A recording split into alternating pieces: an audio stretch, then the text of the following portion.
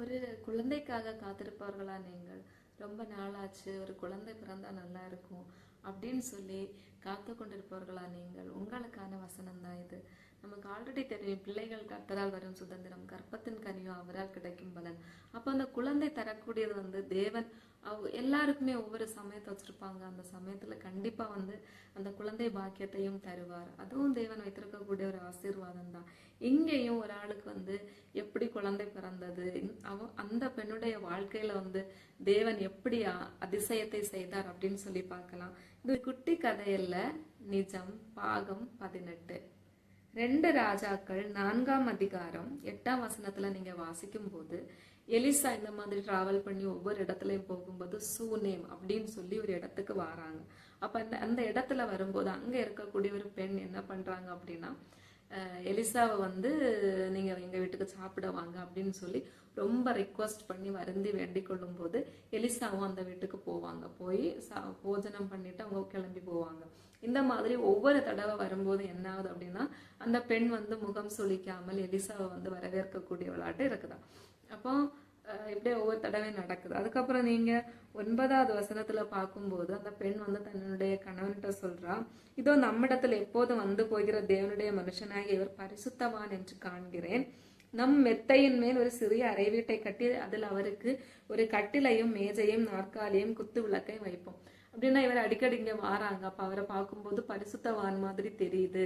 அப்ப அந்த நம்ம வீட்டுக்கு மேல கொஞ்சம் இது இவருக்குன்னு நம்ம கொஞ்சம் ஸ்பேஸ் ஒதுக்கி கொடுக்கலாம். அப்ப அங்க அவர் ஸ்டே பண்ணுவாரு அப்படின்னு சொல்லி என்னுடைய கணவன்கிட்ட சொல்லவும், கணவனும் அதுக்கு ஓகே சொல்லி அந்த இடத்த ரெடி பண்ணியாச்சு. அப்ப எலிசா வரும்போதெல்லாம் என்ன பண்றாரு அப்படின்னா, சூனேம் அந்த பிளேஸுக்கு வரும்போது அந்த அந்த சுனேமியாள் அந்த பெண்ணுடைய வீட்டுல தான் தங்குதாங்க. அப்ப இது அந்த பேர் சொல்லியிருக்காது, சுனேமியாள் அப்படி, சுனேம் ஊரே சேர்ந்தவள் சுனேமியாள் அப்படின்னு சொல்லி இருந்திருக்கும். அதுக்கப்புறம் ஒரு நாள் எலிசாவுக்கு கூட இருக்கக்கூடிய ஒரு மனுஷன் தான் கேயாஸ். எலிசாவுக்கு ஒத்தாசையா இருக்கக்கூடியவர். அவர்கிட்ட எலிசா ஒரு நாள் சொல்றாரு, நீ போய் அந்த சுனேமியாளை அழைத்து கொண்டு வா அப்படின்னு சொல்றாங்க. அப்போ அவன் இப்படிப்பட்ட எல்லா ஹெல்ப் நீ பண்ற, எந்த ஒரு எதிர்பார்ப்பும் இல்லாத நீ எங்களுக்கு இது எல்லா ஹெல்ப்பை நீ பண்ணுது, அப்போ உனக்கு ஏதாவது நாங்க செய்யணுமா அப்படின்னு சொல்லி எலிசா சுனேமியாளை பார்த்து கேக்குறாங்க. உனக்கு ஏதாவது வேணும்னா நீ கேளு, இந்த ராஜாட்ட போய் உனக்காக நான் பரிந்து பேசணுமா, இல்ல இந்த ஜனங்கள்ல யார்கிட்டையாவது நான் உனக்காக பரிந்து பேசணுமா, உனக்கு என்ன வேணும்னு கேளு, கண்டிப்பா நான் அதை பண்ணுவேன் அப்படின்னு சொல்லி எலிசா சுனேமியாள்கிட்ட கேக்குறாங்க.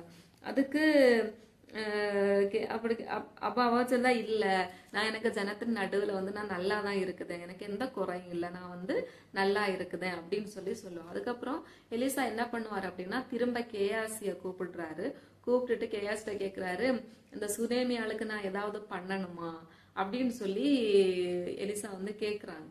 அப்ப கேயாஸ் சொல்லுவாரு, அவளுடைய புருஷன் ரொம்ப வயசாயாச்சு, அவளுக்கு பிள்ளைகள் இல்லை அப்படின்னு சொல்றாங்க. அப்ப எலிசா என்ன பண்றாருன்னா, திரும்ப கேயாஸ்ட நீ திரும்பவும் அவளை கூப்பிடு அப்படின்னு சொல்லும்போது திரும்பவும் சுனேமியா வாராரு. சுனேமியா வாராங்க. அப்ப 16வது வசனத்துல பார்க்கும்போது, அப்பொழுது எலிசா சொல்றாரு, ஒரு பிராண உற்பத்தி காலகட்டத்திலே ஒரு குமாரனை அணைத்து கொண்டிருப்பா என்றான். அதற்கு அவள், ஏது தேவனுடைய மனுஷனாகிய என் ஆண்டவனை உமது அடியாளுக்கு அபத்தம் ஒன்றும் சொல்ல வேண்டாம். அப்படின்னா இந்த வார்த்தை ஒரு பெண்ணுங்க வாயிலிருந்து வருது அப்படின்னா, ஒருவேளை ரொம்ப நாள் அவங்க காத்திருந்திருக்கலாம். ஹஸ்பண்டுக்கும் ரொம்ப ஏஜ் ஆகுது, ரொம்ப நாள் அவங்க காத்திருக்குதாங்க. அப்படி இருந்துட்டு அவங்களுக்கு பிள்ளைகள் பிறக்கல. அப்ப எலிசா கூப்பிட்டு, இப்ப இவ்வளவு நாளை காத்திருந்து எங்களுக்கு கிடைக்கல, நமக்கு தெரியல, ஒருவேளை அவங்க வைத்திருக்க செஞ்சிருக்கலாம், இருந்திருந்திருக்கலாம், நமக்கு தெரியல. ஆனா அந்த மாதிரி கஷ்டப்பட்டு இருந்தவங்க இப்ப எலிசா ஒரு ஒரு உற்பத்தி காலம்னா ஒரு 10 மந்த்ஸ்க்குள்ள ஒரு குழந்தை அந்த கரு உருவாகி கரு வார அந்த டைம் தானே 10 மந்த்ஸ், அந்த உற்பத்தி காலம் நம்ம சொல்லுவோம். அந்த டைமுக்குள்ள கையில குழந்தை இருக்கும் அப்படின்னு சொல்லி அப்போ இது அந்த சுனேமியாளுக்கு நம்ப முடியல. அதனாலதான் சுனேமியால் என்ன சொல்றாங்கன்னா, சும்மா நீங்க இப்படி எல்லாம் சொல்லாதீங்க, சும்மா இப்படி சொல்லாதீங்க அப்படின்னு. அப்படின்னா ஒருவேளை இதுக்கு முன்னாடி ரொம்ப நம்பி நம்பி நம்பி ரொம்ப ஏமாந்து போயிருந்திருக்கலாம். ரொம்ப நிறைய நடக்கும் நடக்கும், இப்ப நடக்கும், நாளை நடக்கும், இப்ப நடக்கும், அடுத்த மாசம் நடக்கும், அடுத்த மாசம் நடக்கும், அப்படியே நம்பி நம்பி நம்பி நம்பி ஏமாந்து போனதுனாலதான் இந்த மாதிரி ஒரு வார்த்தை வருது. ஏன்னா அதுக்கு முன்னாடிதான் சுனேமியால் தான் சொல்லுதா, இவரை பார்த்தா ரொம்ப பரிசுத்தவான் மாதிரி தெரியுது. இப்ப எப்படி எலிசாவை பத்தி எல்லாருக்கும் தெரிஞ்சிருக்கும், அவர் நிறைய அற்புதங்கள் செய்கிறார், அப்படி எல்லாமே தெரிஞ்சிருக்கும். அதுக்கு இதே 2 ராஜாக்கள் 4ஆம் அதிகாரம் முன்னாடிதான் நம்ம பார்த்தோம். இன்னொரு தீர்க்கதரிசியினுடைய மனைவியுடைய கடனை எலிசா அடைக்கிறதுக்கு எப்படி ஹெல்ப் பண்றாரு, அப்படி இது எல்லாமே கண்டிப்பா எலிசாவை பத்தி தெரிஞ்சதுனாலதான் வீட்டுலயே தங்கறதுக்கு இடம் கொடுக்குதாங்க. அப்படி ஒரு தேவ மனுஷன் நம்ம வீட்டுல இருக்குதாங்க, அவங்க சொல்லுதாங்க. அப்ப கூட அவளுக்கு நம்பிக்கை வரலன்னா, இவ ஆல்ரெடி நிறைய தடவை நம்பி இவளுக்கு வந்த ஏமாற்றத்தினாலதான் இவ இப்படி ஒரு ரிப்ளை கொடுக்குதா. ஆனா என்ன ஆகுதா, இவ இப்படி சொன்னாலே அப்படின்னு சொல்லி எலிசா சபிக்கவோ எதுவும் பண்ணவோ ஒண்ணுமே பண்ணல. சொன்ன மாதிரியே 17வது வசனத்துல அந்த ஸ்திரீ கற்பம் தரித்து எலிசா தன்னோட சொன்னபடி ஒரு உற்பத்தி காலகட்டத்திலே ஒரு குமாரனை பெற்றாள். அப்போ அது எலிசா என்ன சொன்னாரோ அதே போல அந்த ஒரு டைமுக்குள்ள அந்த உற்பத்தி கால திட்டத்துல அந்த சுனேமியாள் கற்பம் தரித்து ஒரு குழந்தை பெறுறாள்.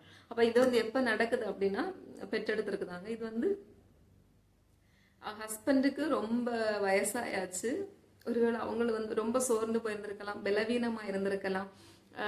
எதுவுமே என்ன சொல்ல, ஒரு நம்பிக்கையற்ற சூழ்நிலை, ஒரு விசுவாசம் இல்லை, இனி இது நடக்குமா, எனக்கு வாழ்க்கையில இது நடக்குமா அப்படின்னு சொல்லி ரொம்ப ஏங்கக்கூடிய ஒரு டைம்ல இது இந்த ஒரு வார்த்தை வந்திருக்கலாம். ஆனா இருந்தாலும் அந்த வார்த்தை நடந்தது. நீங்க இந்த வீடியோவை பார்த்து கொண்டிருக்கக்கூடிய யாராவது நீங்க இந்த மாதிரி ஒரு குழந்தைக்காக காத்து கொண்டிருந்தால், கண்டிப்பா இந்த சுனேமியாளுக்கு அற்புதம் செய்த தேவன் இன்றும் உயிரோடு இருக்கிறார். அவர் உங்களுக்கும் ஒரு அற்புதத்தை செய்வார். கர்த்தருடைய நாமம் மட்டும் மகிமைப்படட்டும். கர்த்தர் உங்களை ஆசீர்வதிப்பாராக. ஆமென்.